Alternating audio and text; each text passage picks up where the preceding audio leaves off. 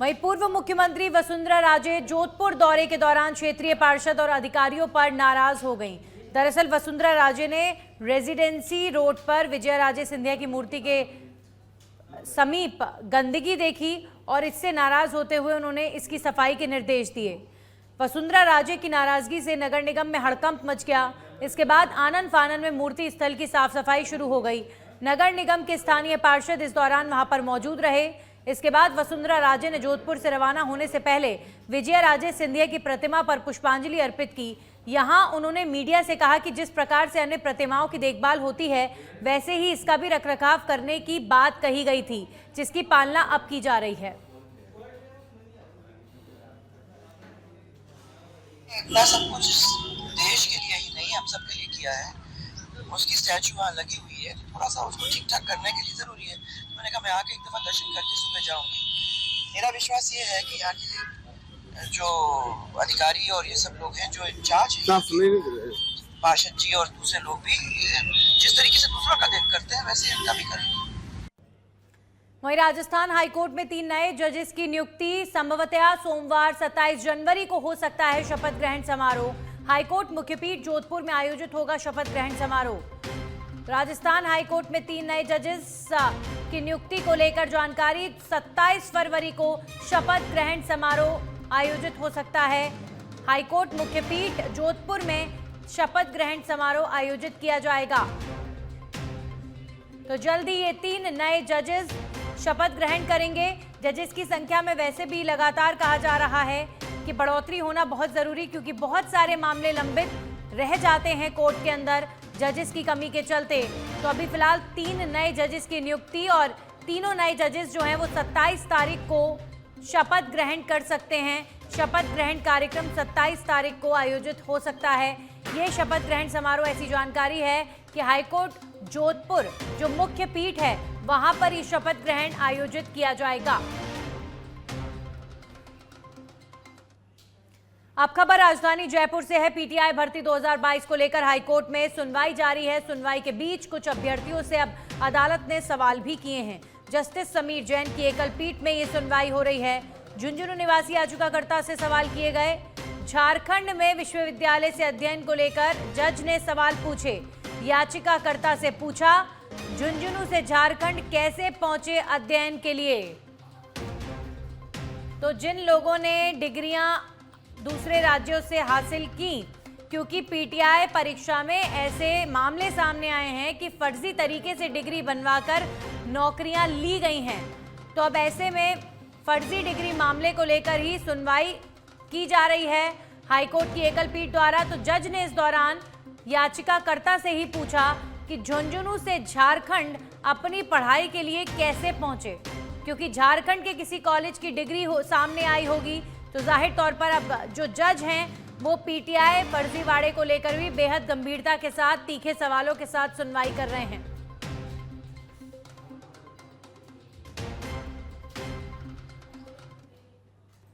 वहीं बांसवाड़ा से खबर है, जहां पर जंगल में चट्टान के बीच अटखेलियां करता दिखा पैंथर। ग्रामीणों ने पैंथर की अटखेलियां कैमरे में कैद की। ग्रामीणों ने वन विभाग को जानकारी दी है। छोटी सरवन क्षेत्र के नादिया के जंगल में पैंथर की मूवमेंट लोगों ने अपने फोन में कैप्चर की और यहां पर ये पैंथर अटखेलियां करता हुआ नजर आया। एक पहाड़ी सी आपको नजर आ रही होगी और ये पैंथर वहां पर खेलता हुआ नजर आ रहा है। जंगल में चट्टान के बीच ये पैंथर इस तरह की मूवमेंट में नजर आया। पेड़ पर आप देखिए किस तरीके से चढ़ता हुआ नजर आ रहा है और काफी मनोरंजन भरी ये तस्वीरें, जिसे ग्रामीणों ने अपने कैमरे में कैद कर लिया।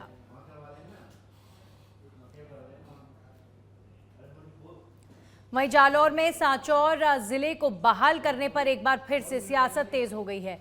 जालौर सिरोही के पूर्व सांसद देवजी पटेल ने सांचौर को पुनः जिला बनाने की गारंटी दी। वहीं मंत्री मदन दिलावर ने कहा कि सांचौर के लोग बहुत समझदार और विद्वान हैं। कुछ लोग ध्यान भटकाने की कोशिश कर रहे हैं, उनके बहकावे में न आए। तो सांचौर जिला बहाल करने पर सियासत तेज हो गई है। सांचौर को पुनः जिला बनाने की मांग एक तरफ की जा रही है, वहीं शिक्षा मंत्री ने पूर्व मंत्री विश्नोई पर पॉलिटिक्स करने का आरोप लगाया। लोग अपने अच्छे क्षेत्र जो साक्षर क्षेत्र है, अच्छा क्षेत्र है, यहाँ के लोग बहुत अच्छे समझदार हैं, विद्वान भी हैं। आपके पूर्व मंत्री रहे हैं, पीट रहे साक्षर को जिला बनाने की। ये रानीवाड़ा और पाकसी क्षेत्रों को लोगों को भी नहीं समझा पाए और उनको आंदोलन के लिए प्रेरित किया और इसके कारण से हमारा जिला नहीं बन पाया है। मुझे इस बात का दुख है कि ये नहीं बन पाया, लेकिन विषम परिस्थितियां थी कि आप कुछ आधा क्षेत्र नहीं चाहता था, आधा क्षेत्र चाहता था, तो उसके कारण से कोई सार्थक परिणाम नहीं निकलते, इसलिए नहीं हुआ है। अब कभी जब पुनर्गठन होगा तो निश्चित रूप से इस जिले को सर्व पर हम सबसे पहले रखेंगे। वहीं झुंझुनू में 10 सूत्रीय मांगों को लेकर पटवारियों का अनिश्चितकालीन कार्य बहिष्कार और धरना जारी है। जिले में करीब 300 पटवारी हड़ताल पर चल रहे हैं। हड़ताल के चलते अब लोगों को नामांतरण खुलवाने, गिरदावरी करवाने समेत अन्य संबंधित कामों में परेशानी का सामना करना पड़ रहा है। पटवार संघ के सदस्य रवि कुमार ने बताया कि सरकार की ओर से समय रहते मांगों को पूरा नहीं किया गया, जिसके चलते पटवारियों को एक बार फिर से आंदोलन करना पड़ रहा है।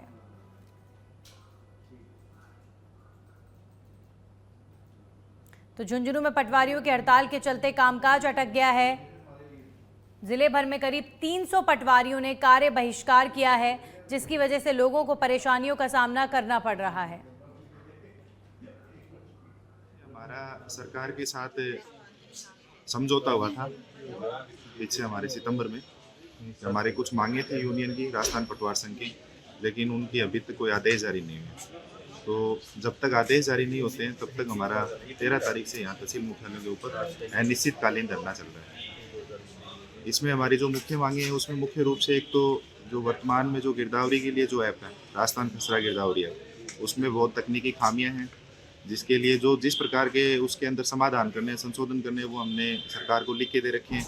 बफर जोन बढ़ाया जाए, मल्टीपल का उसमें ऑप्शन दिया जाए, नील खसरा गिरदावरी का ऑप्शन दिया जाए, तो उनके ऊपर अभी तक कोई हमारी सुनवाई नहीं हुई है।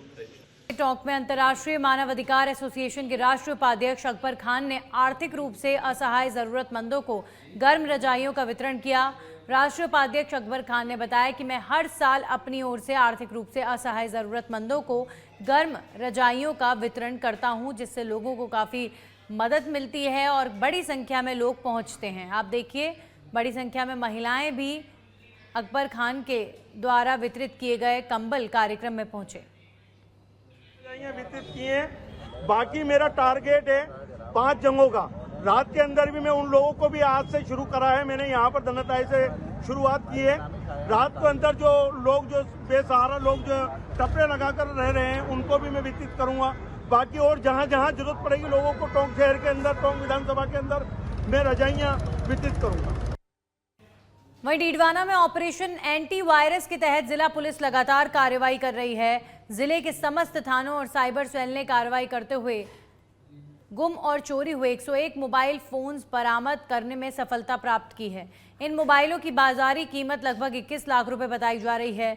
इन मोबाइल्स को राजस्थान समेत अनेक प्रदेशों से ट्रेस कर बरामद किया गया है। वहीं एसपी हनुमान प्रसाद मीणा ने मोबाइल्स को उनके मालिकों को सौंप दिया है। लंबे समय बाद अपने मोबाइल वापस पाकर लोग काफी खुश नजर आए। देखिए, 40 मोबाइल का वितरण हमारे यहाँ पुलिस अधीक्षक कार्यालय से हुआ है। बाकी दोनों एडिशनल एसपी है जो हमारे कुचामन है और पर्वत सर है, उनके द्वारा भी वहाँ पे करीबन 61 मोबाइल वहाँ पे हमने वितरण किया अलग अलग जगह पर। और कुल आज 101 जो गुमशुदा जो मोबाइल थे उनकी। वहीं अलवर शहर के कोतवाली थाना अंतर्गत कंपनी बाग में कुछ महिलाओं द्वारा अनैतिक गतिविधियों को लेकर मीडिया में प्रसारित खबरों के बाद जिला पुलिस अधीक्षक के निर्देशन पर सीओ सिटी अंगद शर्मा के नेतृत्व में पुलिस बल कंपनी बाग पहुंचा, जहां पर सीओ सिटी अंगद शर्मा ने मौके पर पहुंचकर कंपनी बाग का भ्रमण किया। वहीं संदिग्ध दिखने वाले लोगों से बातचीत की गई। इसके साथ ही महिला कांस्टेबल और सादा वर्दी में पुलिस जवान भी तैनात किया गया। सीओ सिटी अंगद शर्मा का कहना है कि कंपनी बाग में अनैतिक गतिविधियों की सूचना मिलने पर सभी लोगों से बातचीत की गई है।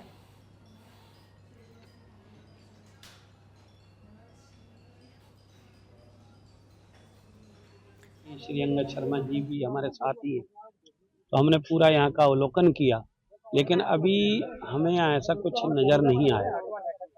हमारा आम जन से ये अनुरोध है कि हम भी मूक दर्शक ना बने। अगर कुछ हो रहा है तो हम प्रशासन को इतला करें, या जो हमारी समिति है, समिति के जो वर्तमान अध्यक्ष या संरक्षक या जो सेक्रेटरी हैं, उनका भी हमारे साथ साथ ये कर्तव्य बनता है कि वो पर भी समय समय पर आकर अपने समय निकालकर यहाँ पर आएं, और अगर कोई ऐसी गलत गतिविधि नज़र आती है तो हम प्रशासन को सूचना दें। और हमारा सभी का कर्तव्य है, जो हम सुबह भ्रमण करने आते हैं या शाम को आते हैं, तो अगर कुछ हमें ऐसा लगता है कि यहाँ गलत हो रहा है तो उसकी सूचना हमें देनी चाहिए। एक नागरिक का हमारा अधिकार है कि हम आम जन के अंदर अगर कोई दिक्कत आ रही है तो हम उसको प्रशासन को बताएं। और अपने समिति के हमारे अधिकारियों से भी मैं अनुरोध करूंगा कि वो भी अपना कीमती समय निकाल कर, क्योंकि जिम्मेदारी पर आप बैठे हुए हैं और उस जिम्मेदारी का निर्वहन करना आपका धर्म है, कर्तव्य है। में शिकायत मिली थी कि कंपनी बाग में कुछ गलत एक्टिविटीज़ चल रही हैं, तो हमने यहाँ पे आमजन को सहयोग से हमने यहाँ पे मैंने प्लस कोतवाली थाना की पुलिस ने यहाँ भ्रमण किया, और जो भी हमें कुछ लगा संदेह तो उनको यहाँ से उनसे पूछताछ करके उनके खिलाफ जो विधिक कार्रवाई होनी चाहिए थी वो करी।